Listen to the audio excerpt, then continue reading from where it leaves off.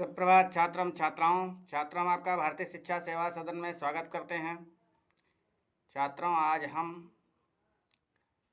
संस्कृत कक्षा 10 गद्य भारती गुरु नानक देवा नामक पाठ का अध्ययन करेंगे। इसके पिछले भाग का अध्ययन किया जा चुका है, इसके आगे देखिएगा।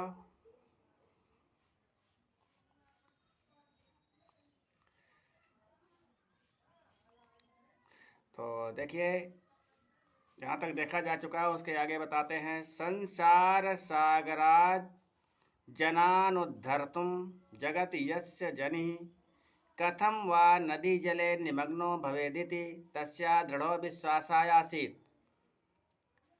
संसार सागर से संसार के लोगों का जो उद्धार करने आया है वो नदी के जल में कैसे डूब सकता है, ऐसा नानक की बहन का दृढ़ विश्वास था। दिन त्रयान्तरम नानका प्रकटितो अभूत। 3 दिन के बाद नानक प्रकट हो गए। परमाह्लादिताः जनाः ज्योतिषा देदीप्यमानं तस्य मुखमण्डलं दर्शं विस्मिताभूवन्। अत्यधिक प्रसन्न लोगों ने उनके चमकते हुए मुखमंडल को देख कर आश्चर्यचकित हुए। मनसो बुद्धेर्गोचरं किंचित् दिव्यत्वं तस्मिन् प्रतिष्ठितमिति सर्वे नव अनुभवन्। मन और बुद्धि से परे कुछ दिव्य तेज उनके मुखमंडल पर सभी ने अनुभव किया। तस्य मुखादेव दिनत्रयानुपस्थिति रहस्यं जना अशृण्वन्। उनके मुख से ही 3 दिन तक अनुपस्थित रहने का रहस्य लोगों ने सुना। नदी जले निमग्नं तम परमात्मनो दूता परमात्मना समीपमनयन्। नदी के जल में डूब जाने पर उनको परमात्मा के दूत परमात्मा के पास ले गए।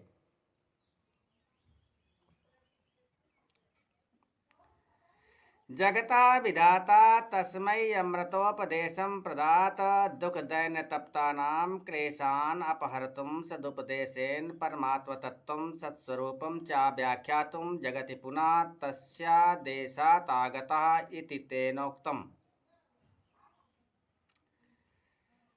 संसार के रचना करने वाले ईश्वर ने उन्हें अमृतोपदेश देकर दुख दैन से तप्त दुखी लोगों के दुख को दूर करने के लिए सुंदर उपदेश के द्वारा परमात्म तत्व के वास्तविक स्वरूप की व्याख्या किया और संसार में पुनः उनके आदेश से वो आए हैं, ऐसा उन्होंने बताया। भक्ता नानका गुरु जाता। भक्त नानक गुरु हो गए। लोक रक्षायै दीनानामुद्धाराय मानव जाति सुजातान वर्ण जाति धर्म रूपान भेदान अपनेतुं सर्वेषु साम्यं प्रतिष्ठापयितुं त्रिविधताप संतप्तं लोकं रतोपदेशेन शीतलयितुं गुरुनानकः भारत भ्रमणाय मतिं चकार। संसार की रक्षा के लिए और दीनों का उद्धार करने के लिए मानव जाति में उत्पन्न वर्ण जाति धर्म रूप आदि भेदभावों को दूर करने के लिए सभी के साथ समानता स्थापित करने के लिए तीनों प्रकार के तापों से दुखी संसार को अमृतोपदेश से शीतल करने के लिए गुरु नानक ने भारत भ्रमण की इच्छा किया। स्वमाता पितरौ स्वपत्नीं स्वसुतौ स्वभगिनीं नानकी स्वमित्राणि च साधु समाश्वास्य च सा सुल्तानपुर नगरान् निर्जगाम। कहते अपने माता पिता, अपनी पत्नी, अपने पुत्र, अपनी बहन नानकी और अपने मित्रों को सदुपदेश देकर अच्छी तरह आश्वस्त करके वह सुल्तानपुर नगर से बाहर निकल गए। नगरान् नगरं ग्रामात् ग्राममटन् धर्मस्य वायाचारान् आडम्बरभूतान् व्यापारान् विखण्डयन् धर्मस्य सस्वरूपं स्थापयन् सर्वस्मिन् तदेकमिति प्रतिपादितवान्। नगर से नगर की ओर घूमते हुए, एक गांव से दूसरे गांव को घूमते हुए धर्म के बाह्य आडंबर, बाह्याचार और आडंबर आदि व्यापारों का विखंडन करते हुए धर्म के वास्तविक स्वरूप की स्थापना करते हुए सभी में एक ही ईश्वर विद्यमान है, ऐसा उन्होंने प्रतिपादित किया। एक बार फिर से देख लीजिए।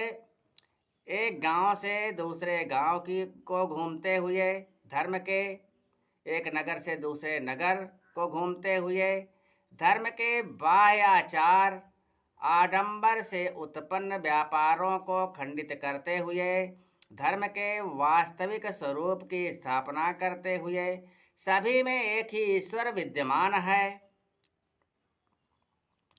सभी में एक ही ईश्वर विद्यमान है, ऐसा सभी में एक ही ईश्वर विद्यमान है, ऐसा उन्होंने प्रतिपादित किया। नेनानास्ति किंचन इति जनान सम्यक बोधयन्, इस संसार में कुछ भी नहीं है, ऐसा लोगों को अच्छी तरह ज्ञान कराते हुए जाति वर्ण धर्म जनित उच्चावच भेदान अपनयन देशस्योत्तर दक्षिण पूर्व पश्चिम भागानां भ्रमणम असौ कृतवान्। जाति वर्ण धर्म से उत्पन्न ऊंच नीच के भेदों को दूर करते हुए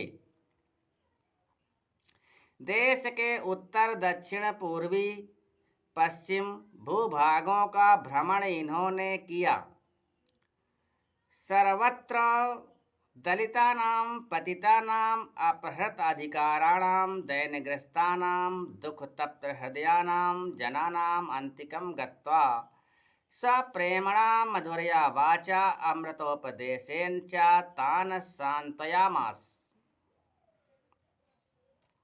सब जगह दलितों के, पतितों के, जिनके अधिकार हर लिए गए हैं, ऐसे लोगों के, दीनता से ग्रस्त लोगों के, दुख से दुखी हृदय वाले लोगों के पास जाकर अपने प्रेम से, मधुर वाणी से और अमृतोपदेश से उनको सांत्वना दिया। भ्रमण काले दुःखदैन्यग्रस्तानाम् उपेक्षितानाम् एवातिथ्यम तेनांगीकृतम। भ्रमण काल में दुख दैन्य से ग्रस्त उपेक्षित लोगों का आतिथ्य उनके द्वारा स्वीकार किया गया।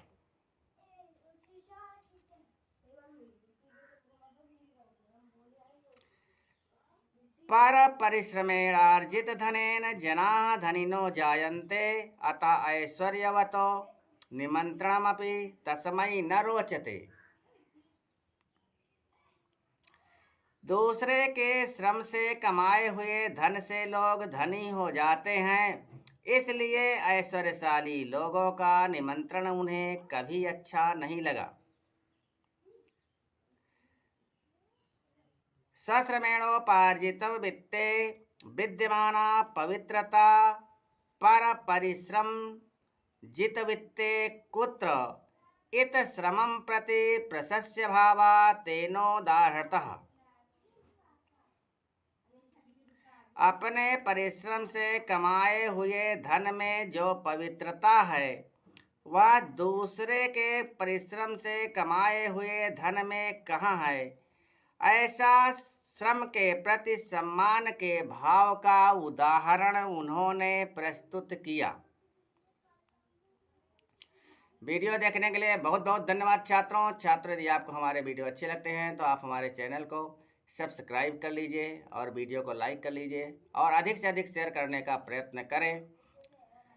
और आप पढ़ते समय, हम किताब तो दिखा नहीं पा रहे हैं, पुस्तक आप खोल के बैठ जाया कीजिए, उसे एक एक अक्षर मिलाते जाइए तो आपको पता भी चलता जाए कि शब्द का क्या अर्थ निकलता है।